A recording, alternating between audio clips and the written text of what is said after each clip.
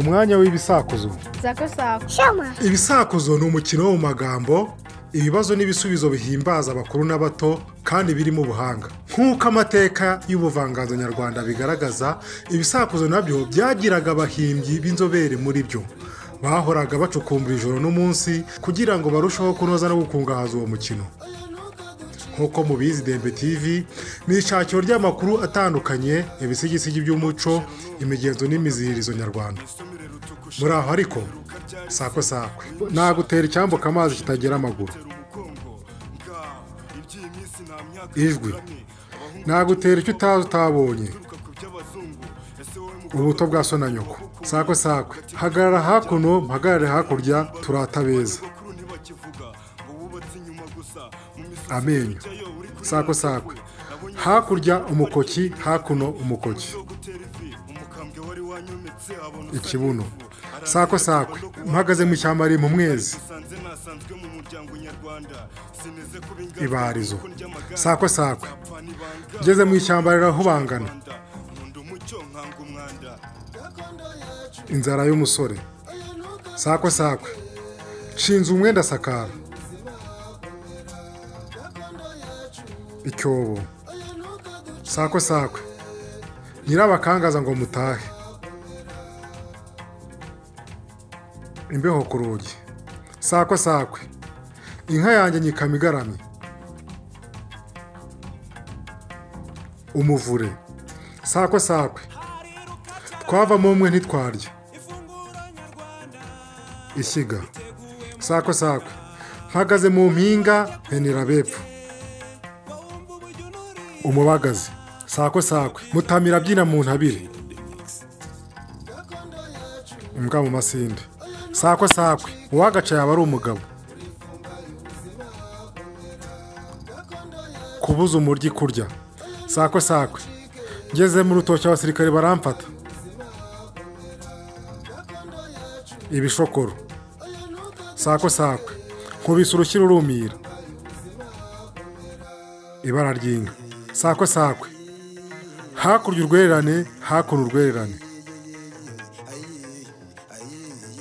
Ururabo rw'amashaza. Sakwe abakobwa banjye barara bahagaze bwacya bakaryama. Imyugariro. Sakwe hakurya mu bihuku. Ibizo bitagira abantu. Sakwe nahuye na cyamatimba cy'amaguru 8 kigiye kugura umunyu kwa 50. Igitagangurirwa. Sakwe mutumbajuru wa Rujugira. Umwumba w'insina. Sakwe sogokora ryoha boze. Umuneke. Sakwe Ruganza araguye n'ingabo ze. Igitoki. Sakwe karavugira ibuhanika. Ingasire. Sakwe ayi nzapfa nzakira simbizi. Akanyoni karetse ku nzira.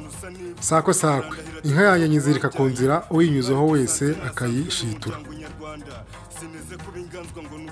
Urutoryi. Sakwe rukararate mu muvumba. Urwembe mu musatsi. Sakwe rukara rw'umwami yicara abagabo 3. Inkono. Sakwe Farazi yaceza yicaye. Akayunguruzo. Sakwe abakobwa banjye bikwije impindu bose. Imirizo y'imbeba. Sakwe nkizi ibyo bitoki bya so binsaba inyama. Ibibabi by'ibonobono.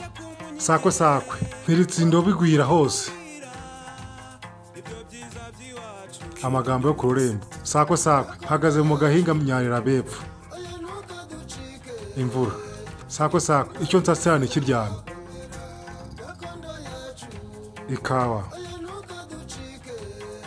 Sakwe cukuye urwina sinatara.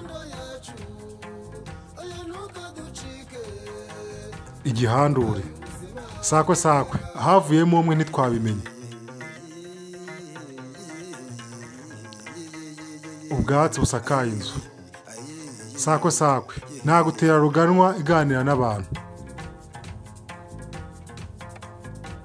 Telefone. Sakwe sakwe abana b'umwami bicaye ku ntebe imwe. Intoki ku kiganza. Sakwe sakwe kundura ndaguha. Imyenge y'inzu. Sakwe sakwe sakozo n'uwo muri kumwe.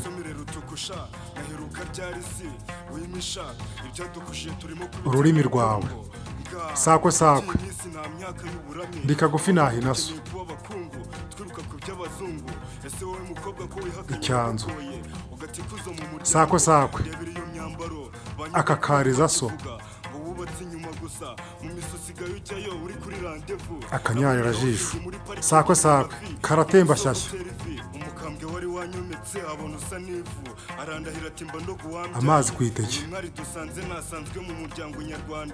Sakwe sakwe abakobwa banjye baranaga amajosi.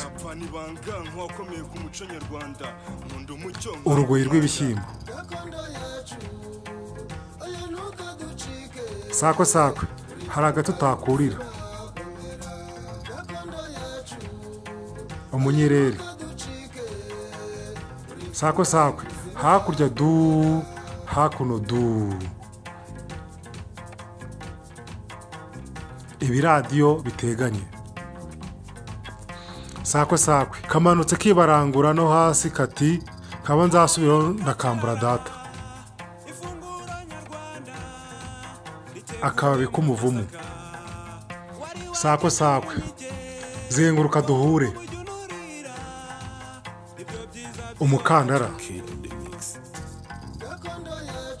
Sakwe sakwe nicaye iwacu muri kisi. Izuba. Sakwe sakwe so na nyoko bapfaga iki? Akayuzi ko mu rubibi. Sakwe sakwe iyo umugabo ageze mu rutoki abanza iki? Ikivugirizo. Ibisakuzo by'uyu munsi twabageneye byari. Iyo wumvise ibisakuzo nka biriya ukora iki? Ukora subscribe. Murakoze mugire umunsi mwiza.